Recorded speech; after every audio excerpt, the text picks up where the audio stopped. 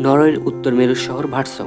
সম্প্রতি দিনের এক নতুন হিসাব দিয়ে আলোচনা এলো ভার্সোর মেয়র ওয়েন্সে পেডারসন ২৪ ঘন্টার পরিবর্তে ২৬ ঘন্টায় যাতে দিন ঘোষণা করা হয়, এই প্রস্তাব ইউরোপীয় কমিশনের কাছে চিঠি আকারে পাঠিয়েছেন।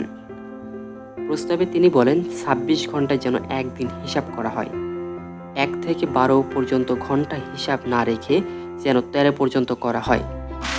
ওয়েন্সে পেডারসনের উল্লেখ করা কারণগুলো বেশ অস্বস্তি।